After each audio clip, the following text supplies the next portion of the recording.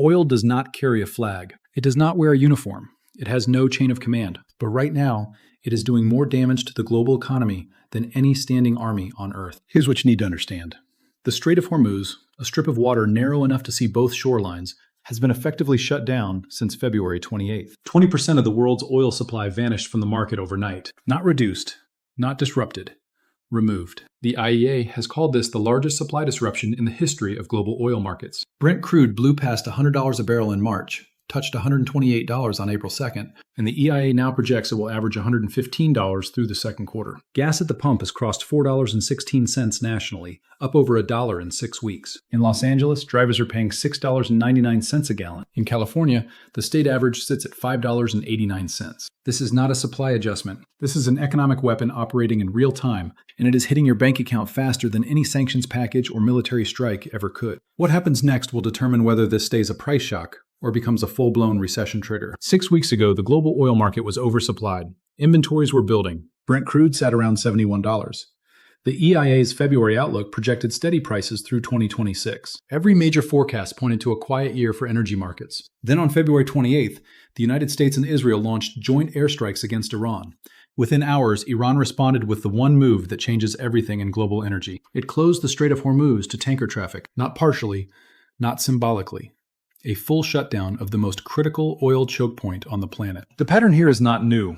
Every major oil shock in modern history follows the same sequence. A geopolitical trigger hits a physical choke point. Supply contracts before markets can adjust. Prices spike, and the inflationary shock wave reaches consumers weeks before policymakers can respond. It happened after the 1973 Arab oil embargo. It happened when Iraq invaded Kuwait in 1990. It happened when Russia moved into Ukraine in 2022. The mechanism is identical every time. The only variable is scale. This time, the scale is unprecedented. The EIA estimates 7.5 million barrels per day of production were shut in during March alone, rising to 9.1 million in April.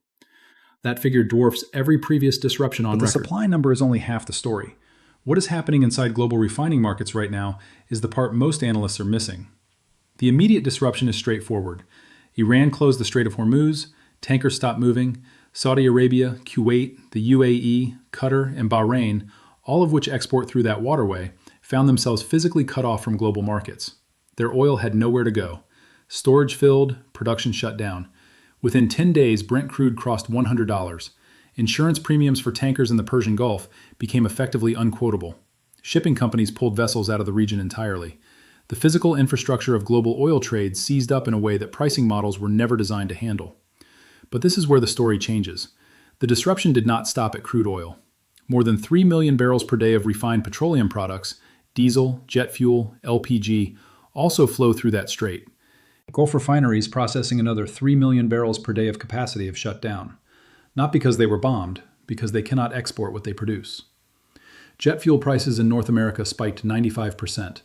Airlines started raising baggage fees to absorb fuel costs. LPG supplies for cooking and heating across India and East Africa fell under immediate threat. The spare capacity that normally acts as a shock absorber in energy markets has been eliminated. Saudi Arabia and the UAE, the only two producers capable of ramping output quickly, are themselves locked behind the closed strait. The Dallas Federal Reserve put it precisely: there is no swing producer left to step in. Most people stop the analysis here. That is the mistake. The structural damage happening inside global supply chains right now will take months to surface. And it starts with what you pay for groceries. This is not just an oil crisis. This is a stress test on the entire architecture of global trade, and the results are already coming in.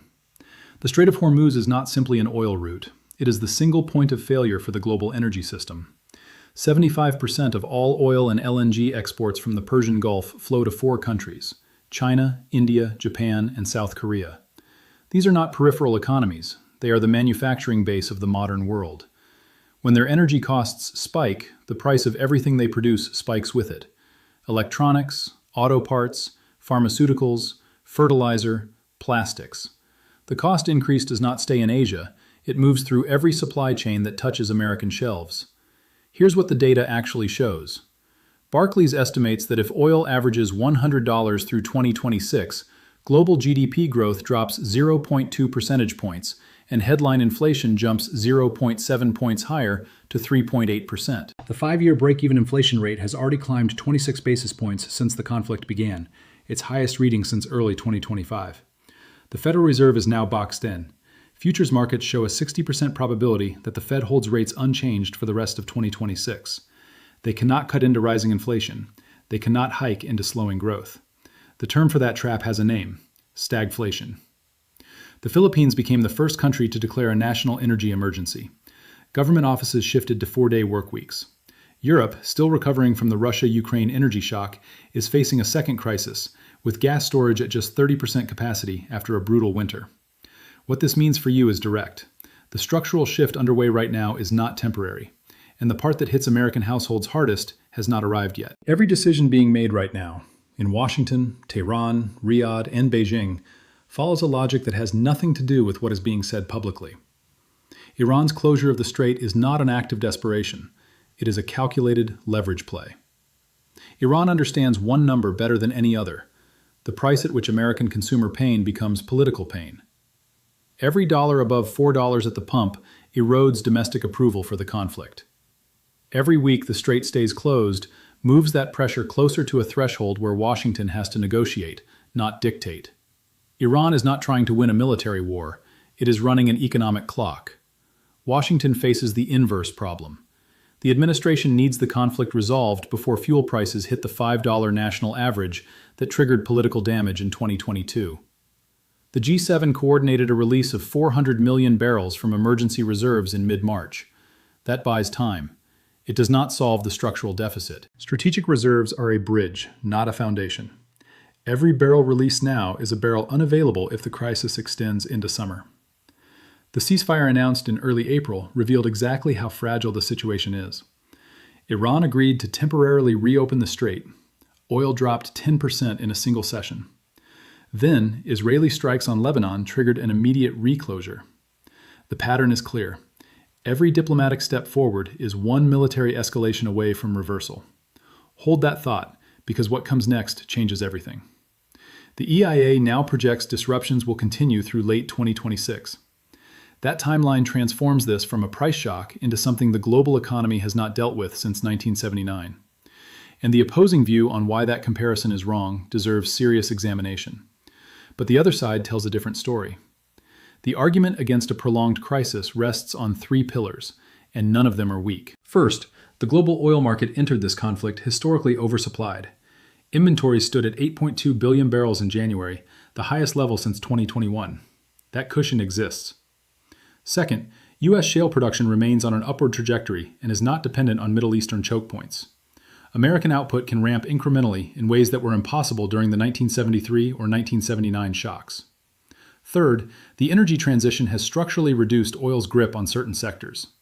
Electric vehicle adoption, renewable electricity generation, and industrial efficiency gains mean the global economy is less oil-intensive per unit of GDP than at any point in modern history.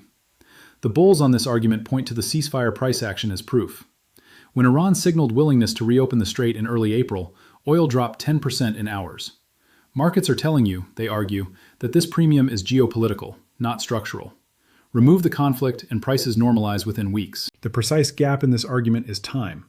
Inventories are a buffer, not a solution, and they are drawing down at 5.1 million barrels per day through the second quarter. At that rate, the cushion disappears before the diplomacy concludes. U.S. shale cannot replace 9 million barrels per day of shut-in Gulf production. It cannot replace it by half. And the ceasefire already collapsed once within 48 hours of being announced. That gap matters because every week the strait stays closed, the crisis shifts from recoverable to structural. And when it becomes structural, the impact on your daily cost of living changes category entirely. Here is where this lands on your household budget, and the numbers are not abstract. Gas prices have risen $1.16 per gallon since the war began. The national average sits at $4.16. In California, drivers are paying $5.89. In Los Angeles, stations are posting $6.99 for regular. The EIA projects the national average will peak near $4.30 in April, but that forecast assumes the strait reopens and stays open. If it does not, the trajectory points toward $5 by midsummer. The last time the national average hit that level was June 2022, and it stayed there for 1 week. This time, the underlying supply deficit is larger. Diesel tells the more dangerous story. The national average is approaching $5.80 per gallon. Diesel moves freight. Every truck delivering food to your grocery store, every container moving goods from port to warehouse, every farm vehicle planting this season's crop, all of it runs on diesel. When diesel crosses $6, the transportation cost increase hits retail food prices within 2 to 3 weeks. That is not a projection. That is the supply chain timeline documented in every previous energy shock. Fertilizer is the hidden trigger. A significant share of global urea production transits the Strait of Hormuz. Disrupted fertilizer supply does not raise food prices next week. It raises food prices at harvest, September through November. The impact you feel at the grocery store in April is fuel-driven. The impact you feel in October is fertilizer-driven. 2 waves from the same event, months apart. Borrowing costs are locked in place. The Fed cannot cut rates into rising inflation. Mortgage rates stay elevated, credit card APRs stay elevated, auto loans stay elevated. Every American carrying variable rate debt is absorbing this crisis on 2 fronts, higher prices and higher interest simultaneously. The question now is how long this lasts, and the answer splits into 2 very different futures. 2 scenarios, 2 timelines, 2 very different outcomes for your money. Scenario 1, de-escalation. The U.S.-Iran talks scheduled through mid-April produce a durable ceasefire. The strait reopens gradually, tanker traffic resumes under naval escort, insurance markets stabilize over 30 to 60 days. In this path, Brent crude drifts back toward $76 by early 2027. Gas prices pull back below $3.50 by late summer. The Fed gets enough inflation relief to consider a rate cut in the fourth quarter. The recession trigger is avoided, but the damage already done to food supply chains and fertilizer markets still produces elevated grocery prices through the fall. This is the base case most institutions are pricing in. The probability is dropping by the week. Scenario 2, prolonged disruption. The ceasefire cycle continues. Announce, collapse, re-announce. Israeli operations in Lebanon remain outside the scope of any U.S.-Iran agreement. The strait stays functionally closed or intermittently restricted through the third quarter. In this path, Brent crude averages above $115 through the summer. Gas hits $5 nationally. Diesel crosses $6.50. The EIA's own projection shows disruptions extending through late 2026, with production shut-ins above 6 million barrels per day into May. Global GDP growth falls by over a full percentage point. The Fed holds rates through the entire year. The word that enters every headline by August is stagflation. The Dallas Federal Reserve published the math.